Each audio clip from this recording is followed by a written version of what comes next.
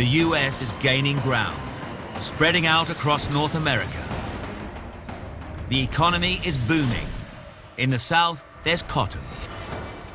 In the north, industry. But the new nation is divided.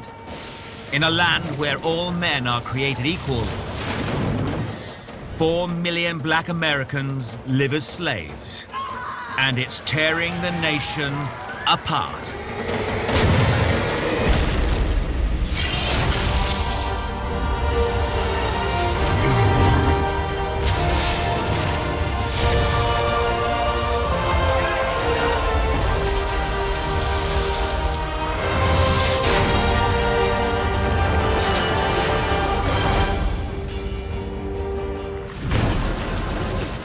It's 1825. Across the world, the modern era is being born. The Industrial Revolution has reached America.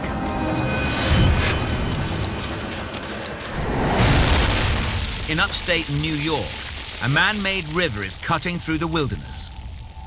The Erie Canal is one of the biggest construction projects in the Western world in 4,000 years. Nearly 500 kilometers long and dug by hand, there's not a single qualified engineer on the project or in the country. But that's not holding the canal builders back. I think of the spirit of America being imagination combined with tenacity. There's a strong work ethic, a wonderful freedom of creation combined with the mental, muscle, and physical labor. So to me, it represents the best of the human spirit.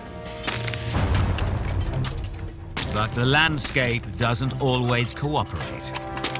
A wall of solid limestone, nearly 20 meters high, and another 50 more kilometers of virgin territory, stands between the diggers and Lake Erie.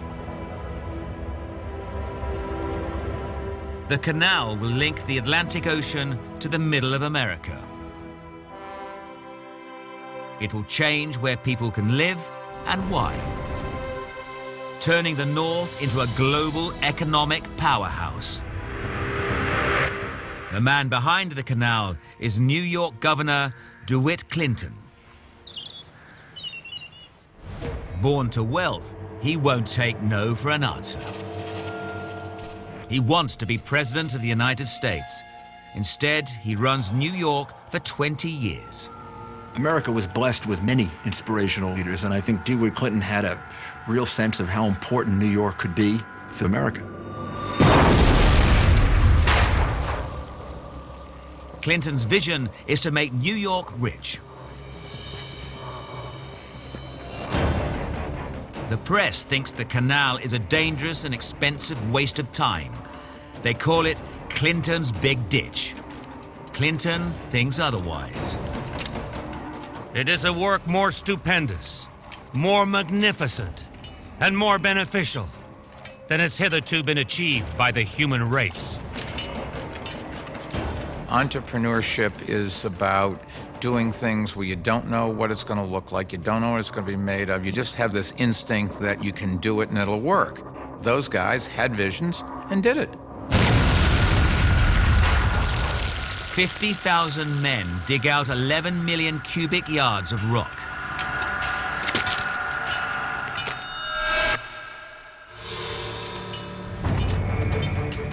Many Irish immigrants find work on the cruise.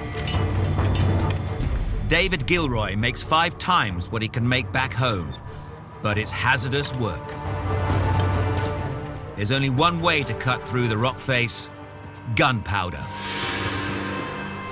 A highly combustible mix of nitrate charcoal and sulfur. The wrong proportions can be lethal.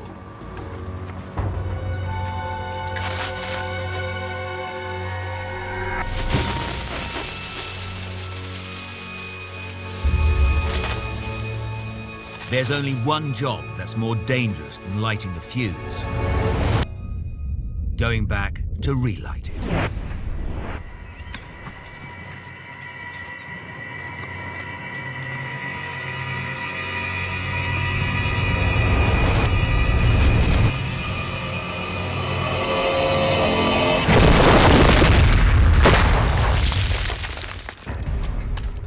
cope, workers drink. Whiskey calms the nerves and clouds the brain. An English tourist can't believe the crews mix alcohol and explosives. The Irish labourers grew so reckless of life that at the signal for blasting, they would just hold their shovels over their heads.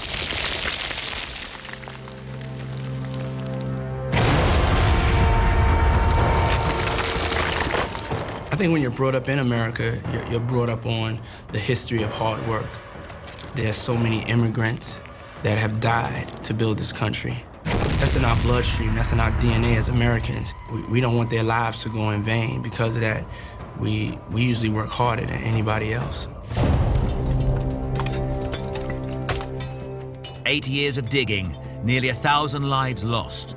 The Erie Canal costs more than $100 million today. The canal opens in 1825. $15 million of goods begin to flow along its length every year.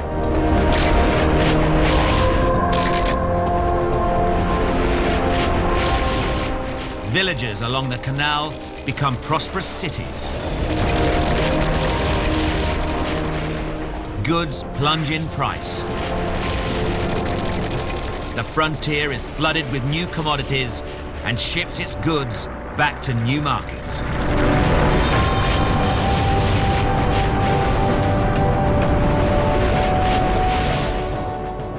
New York City becomes a boom town.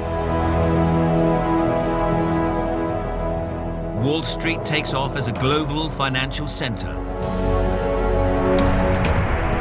The city quadruples in size and becomes the nation's #1 port. The trade boom creates so much wealth that in 1840, the word millionaire is invented.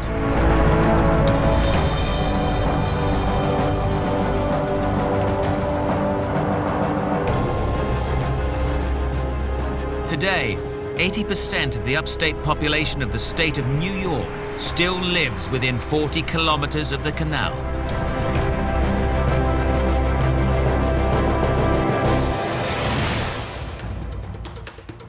Hundreds of kilometers to the south, a small plant is creating another economic boom. Cotton. But its rapid spread will plant the seeds of war. Tropical cotton flourishes in America's southern states. Its valuable soft fibers are easy to grow.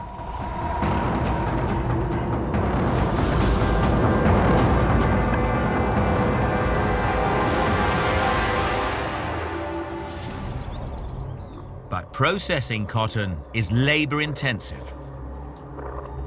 By hand, separating seeds from fiber in a couple of kilos of raw cotton could take a whole day. A simple patent filed on the 4th of March, 1794 changes that. The cotton gin. By automating the process, it deeply divides the country. The cotton gin transformed not only America, but the world. The concept of mass production using a machine just exploded everywhere. A single worker can now process 50 times more cotton per day. Output multiplies across the South. By 1830, America is producing half the world's cotton. By 1850, it's nearly 3/4. Called white gold, cotton supports a new lavish lifestyle in the South. By 1850, there are more millionaires per capita in Natchez, Mississippi than anywhere else on Earth. The town's richest man owns 40,000 acres.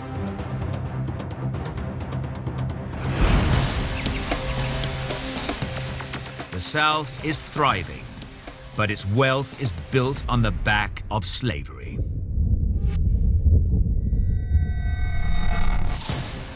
The industrial North is complicit in the South's success. It profits from cotton, but turns a blind eye to slavery. The founding fathers, many of them slave owners, assumed slavery would disappear. It has been abolished in Britain for 20 years and is outlawed across Europe. But with the cotton explosion, slavery becomes critical to the economy of the South. Slaves are now up to 5 times more valuable than before the invention of the cotton gin.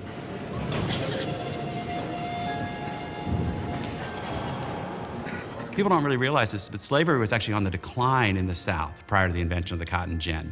But then once the cotton gin made it so practical to grow cotton, all of a sudden every farmer in the South wanted to plant as much cotton as possible. But overproduction is destroying the land. So cotton heads west in search of fertile soil, bringing slavery with it. Anti-slavery forces in the North want to keep the frontier free. The stage is set for the first battles in the war over slavery.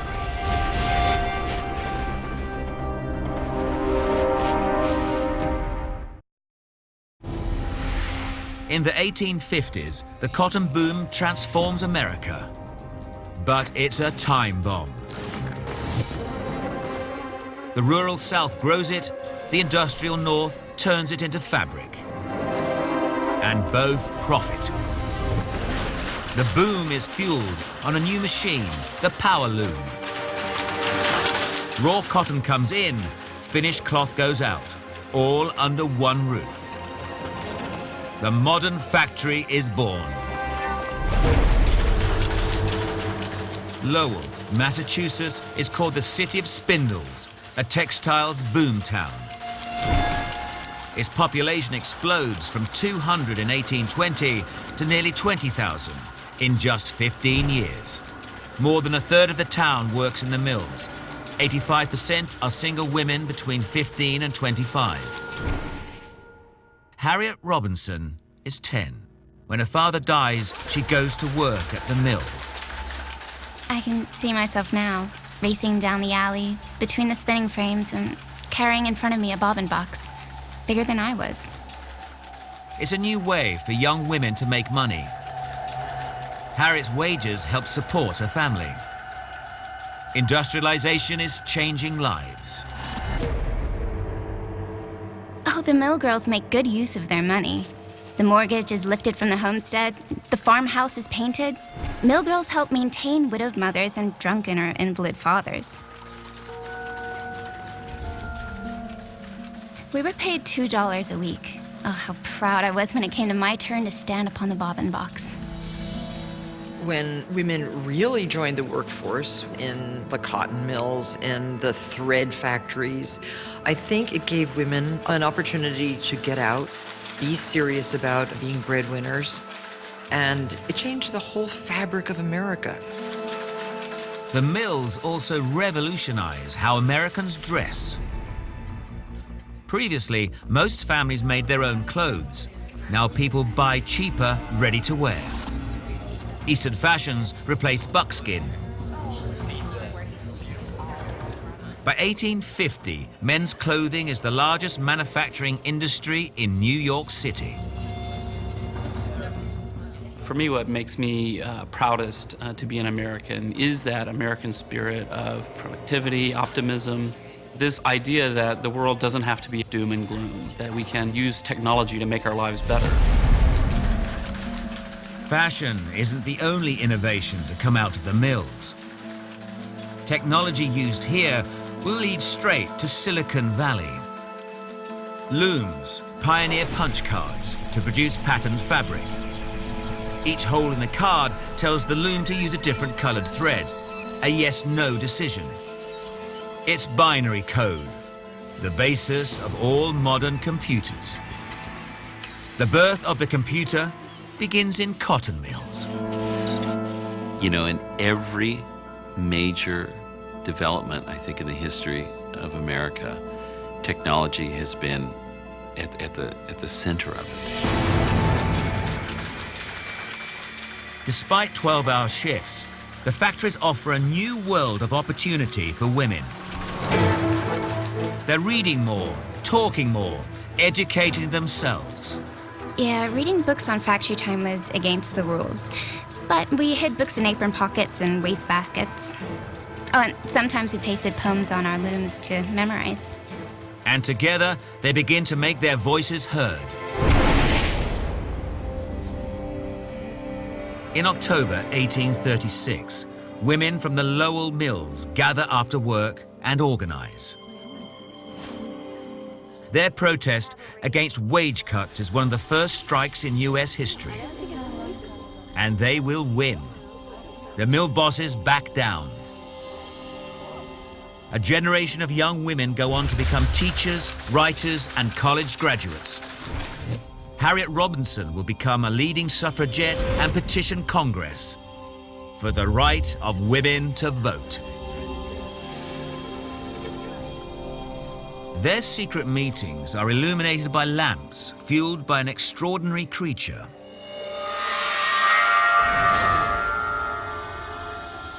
Whale oil opened up the night. And like so many really transformative technological innovations, it expanded human freedom. It created a way for people to get more, do more, and achieve more. It'll be 20 years before the discovery of crude oil. Until then, America runs on oil from whales. The whaling industry helped invent part of the kind of industrial revolution. And the classic American workaholic, work around the clock kind of environment, where if you had more light to keep you going during those dark winter days, you could get more done, you could make more money, and you could kind of drive the economy forward.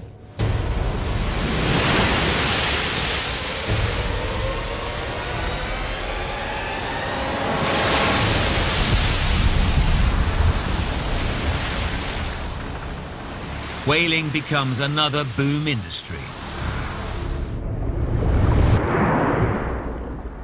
Up to 180 tons and more than 30 meters long, a single whale can produce up to 11 cubic meters of oil.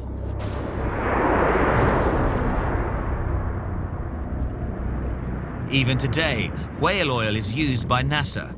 The Hubble Space Telescope runs on it.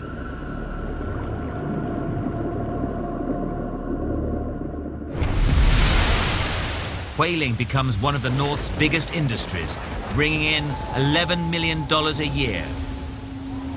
But the human cost is high. Half of all whaling ships will be lost at sea. Few men are willing to take the risk. But it's an opportunity for African Americans. 20,000 free men and escaped slaves take to the seas. John Thompson is a runaway slave.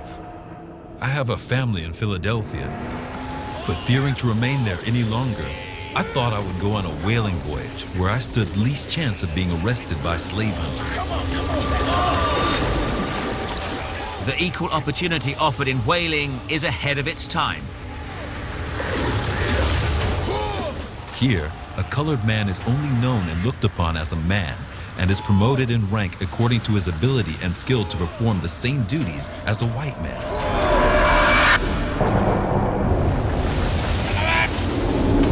The whaling industry offered an ex-slave like John Thompson the possibility of social and economic fluidity, mobility, and acceptance in a way, even in the North, that was not possible for black people otherwise.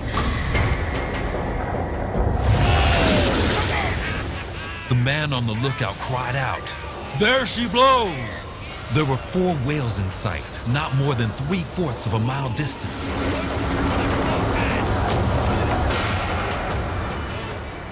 The whalers used state-of-the-art harpoons, invented by ex-slave Lewis Temple.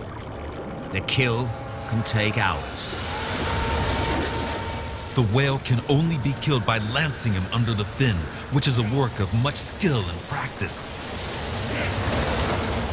A monster, terrible in his fury, able to shiver the boat in atoms by one stroke of his tail. Yet even the dangers at sea are preferable to the horror of life as a slave. And dire punishment awaits any slave who risks escape to freedom.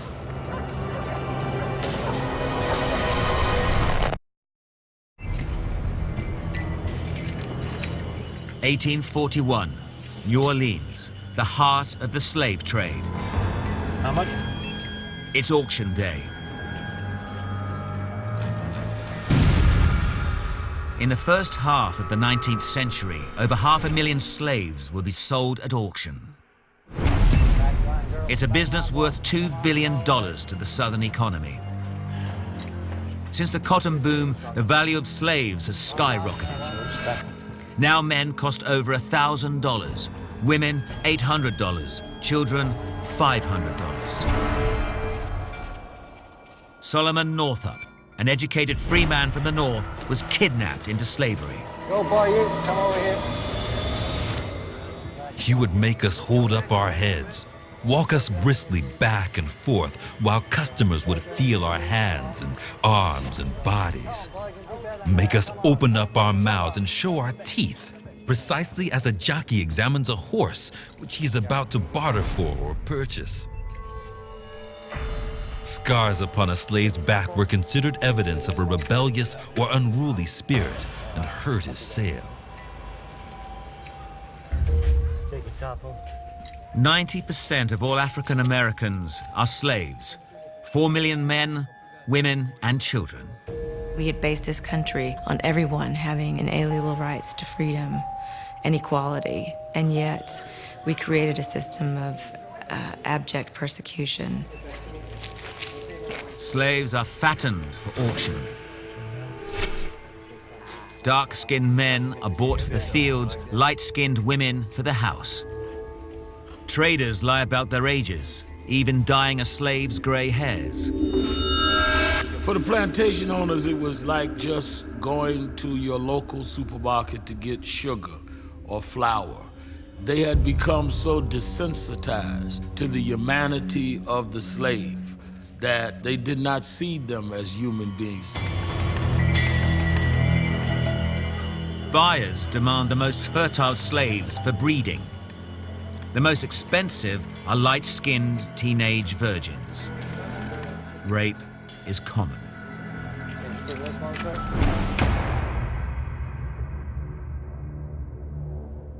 Elisa's being sold with her 2 children, Emily and Randall.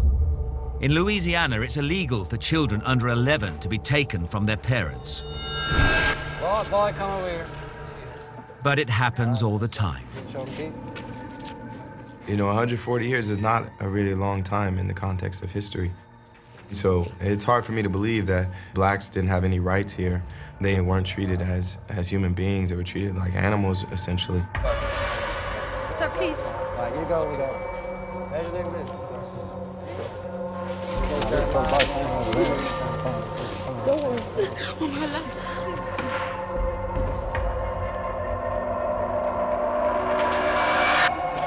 Over half the sales at auction will tear a family apart. If you've ever been 8, to think of being separated from your mother and your father and sold and you'll never see them again. The horror of that, the poignancy of all of that, and yet that's the kind of thing that happened across the South up until the end of slavery. Okay, my final offer. 1,000 for that man. Yeah. 900 for that man. The woman there, $700. Please, Mama, my child. Sir!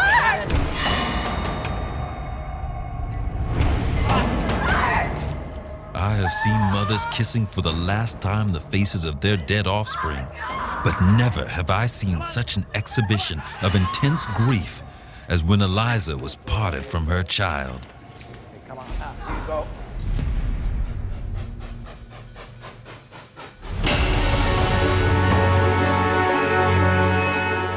On board a train heading north, a slave is on the run. The risk of capture is high. At most, 1,000 men and women a year are successful. Common punishments, if caught, include branding, the slashing of Achilles tendons, and ears cut off. Frederick Douglass has already failed twice. But he has a better chance than most of passing as a free man. Unlike 80% of slaves, he can read and write.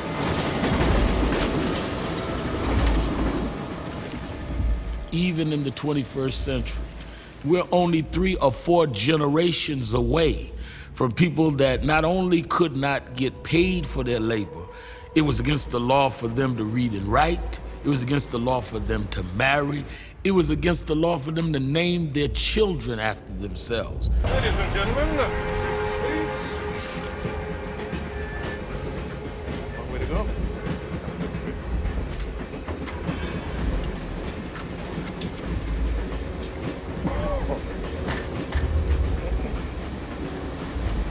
Black Americans must carry documents proving they're free or who they belong to.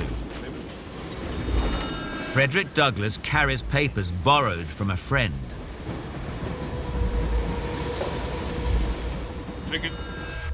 But they won't hold up to careful examination.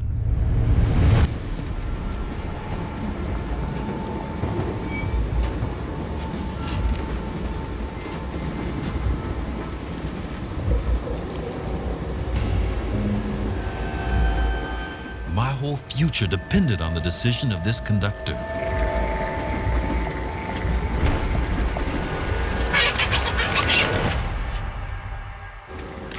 Someone please check it. This moment of time was one of the most anxious I ever experienced. Had he looked closely at the paper, he could not have failed to discover that it called for a very different looking person from myself.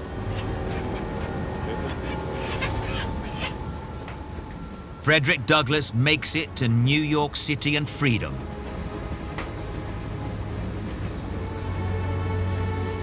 He'll become a leading figure in the anti-slavery movement and even debate with President Lincoln in the White House. Douglass will become the most famous African American of his time.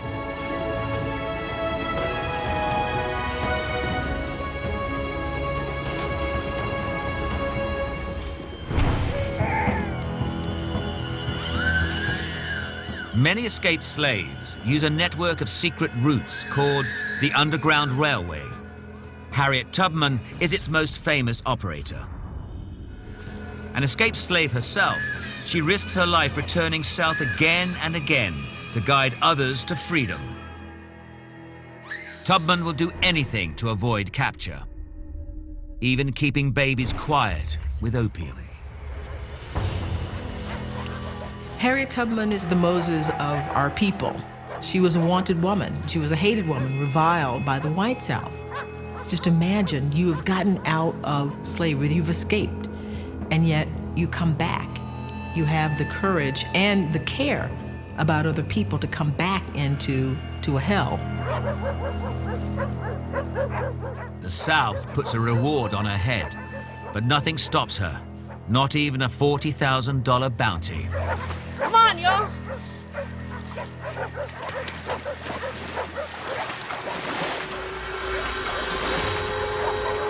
Come on.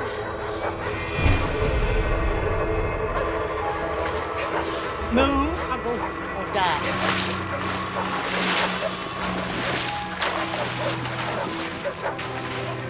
Tubman is one of America's first civil rights activists.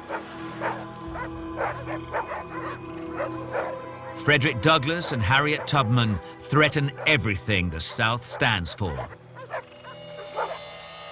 Tens of thousands of slave owners had to deal with for the first time the fact that these people are going to rebel. She was far more effective as the symbol that they feared than the few hundred that she saved. Nearly 60,000 slaves will escape, up to a $50 million loss for their owners.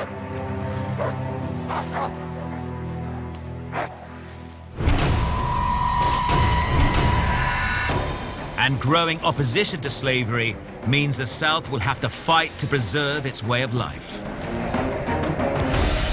The battle for the soul of a nation has begun.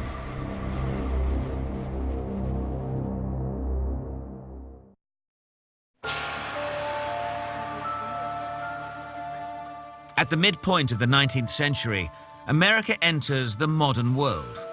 In 20 years, there will be Levi jeans, chewing gum, and hot dogs. But the nation is split ideologically between North and South. Slavery became not simply a political issue, not simply an economic issue, but a moral issue as well.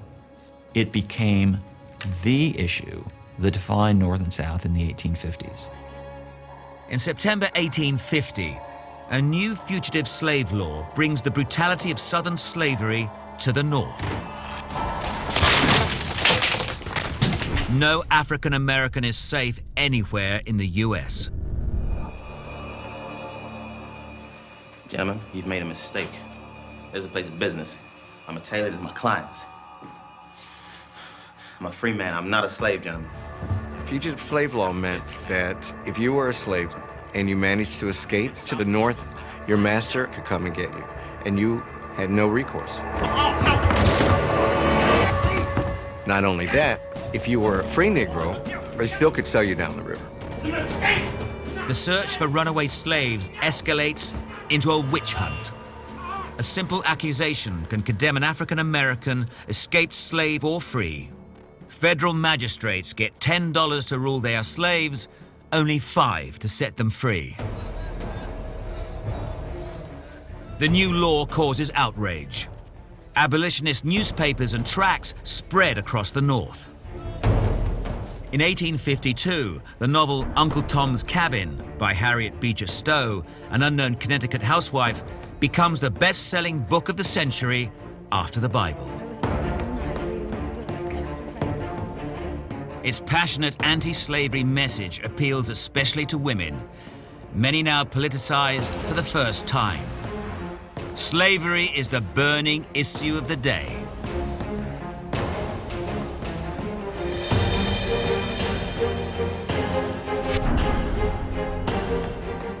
The Northerners began to see that, wait a minute, they're not going to keep slavery just in the South. They want to take slavery west and to turn the country into a slave country. As new settlers flood into the frontier territories, each becomes a battleground.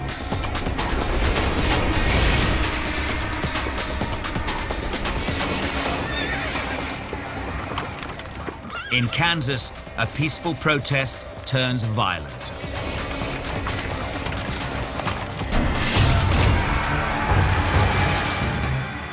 Towns are terrorized, stores robbed, homesteads burned. Neither North nor South will back down.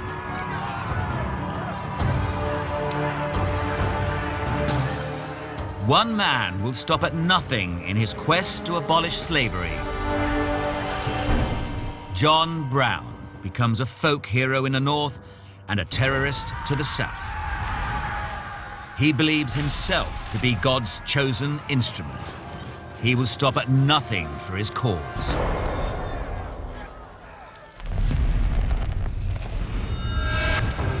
John Brown is one of those controversial figures about whom almost anything you can say is true. He's a terrorist in our modern terms. He's a revolutionary. The divide between North and South is an open wound. Kansas bleeds for 2 years. More than 200 are killed. America is on the road to war.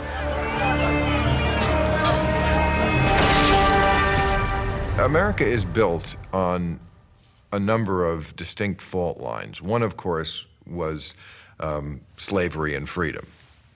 That was a fault line that had to be addressed. In the South, slavery is a way of life, even for non-slave owners. Anti-slavery forces in the North threaten what many regard as their birthright.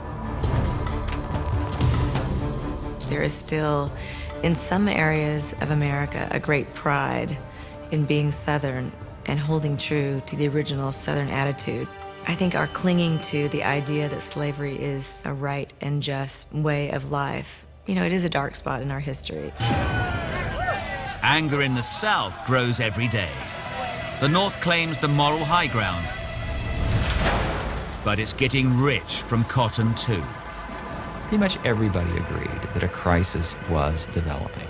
Not everyone knew that the crisis would include, in the end, a civil war, but everyone understood that a showdown between the slave South and the free North was about to occur. In October 1859, the actions of radical abolitionist John Brown escalates the crisis. He prepares to take the fight to the heart of the South and plans to capture the federal arsenal at Harper's Ferry, Virginia.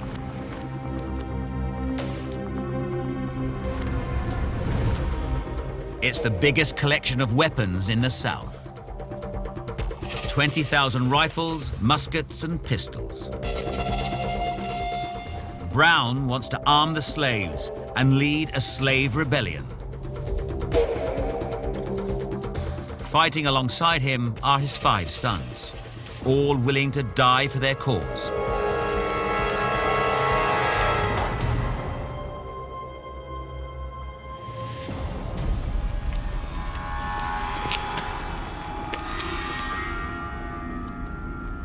The arsenal is poorly defended. Breaking in is easy.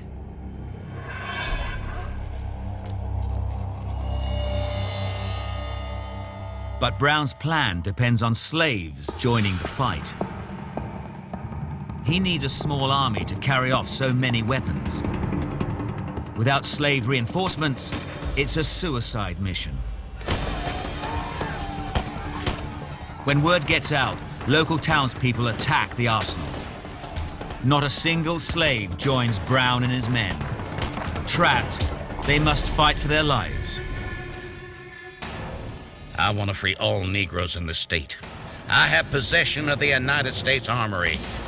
And if the citizens interfere with me, I must only burn the town and have blood.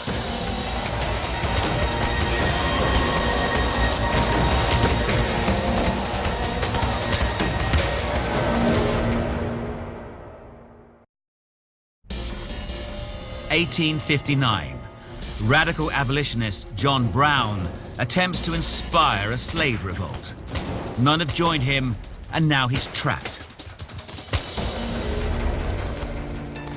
At dawn, the US Marines arrive. They storm the arsenal under the command of Colonel Robert E. Lee.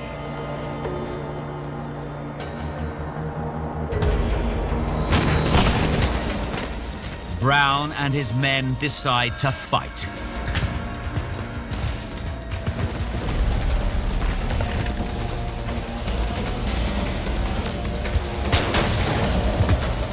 The soldiers overwhelm them.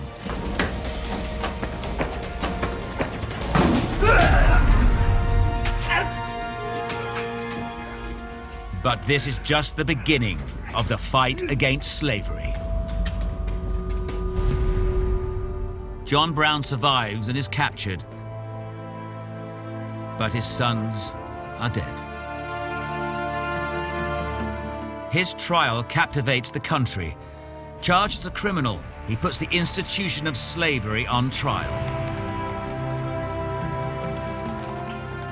Brown is convicted of treason and sentenced to death. A terrorist in the South, a martyr in the North. He's executed on December 2nd, 1859.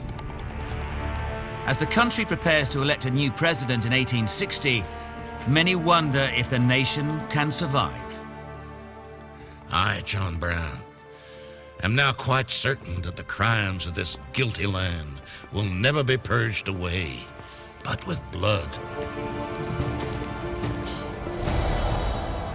In Chicago, on May the 18th, 1860, an unlikely candidate wins the Republican Party's nomination for president.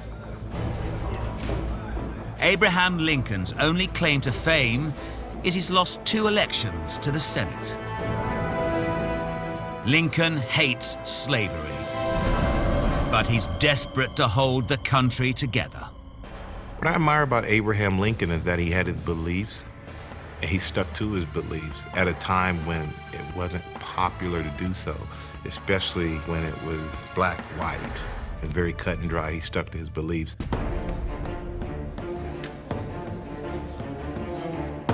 When the country goes to the polls on November 6th, 1860, the stakes are high. Lincoln is elected president of a nation on the brink of civil war.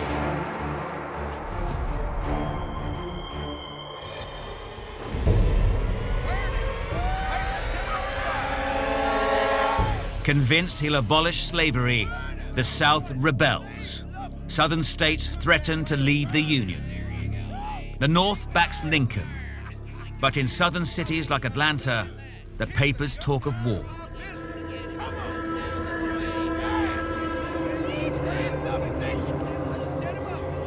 Let the consequences be what they may.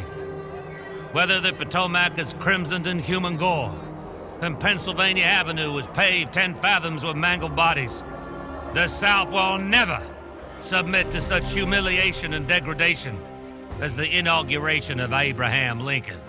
The South knew that Lincoln was going to win, and it was just a matter of time, tick, tick, tick, before secession occurred. The South wants no part of a union with Lincoln in the White House. But as he prepares to take office, Lincoln is still determined to avoid a civil war. Lincoln was not happy about slavery. He did not see that as congruent to all men are created equal. And he had given a speech before he ever became president on why that was so important to him. And I think that was coming to a head, and when he got elected, that was the final straw for the South. On December 20th, 1860, South Carolina secedes from the Union. The 10 other slave states soon follow. As Lincoln celebrates victory, the shadow of war falls across America. In February 1861, a few weeks before his inauguration, the Confederate States of America are born. Lincoln's principal objective was to save the Union, and then we'll deal with slavery. But before too long, he had to both save the Union and deal with slavery. Lincoln receives his first death threats before ever taking office. He'll save everyone in a file labeled assassination. On the journey to Washington, he'll wear a disguise just to be safe.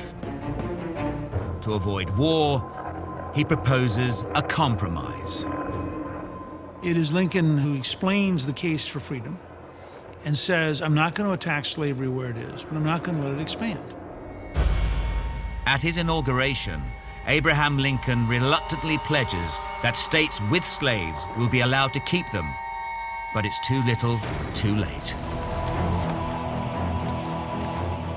A virtual state of war already exists.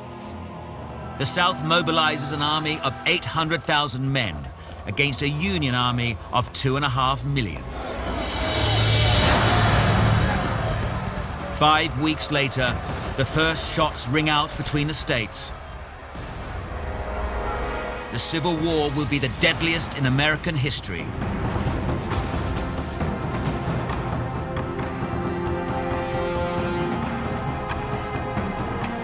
In the next 4 years, more lives will be lost than in all America's other wars put together.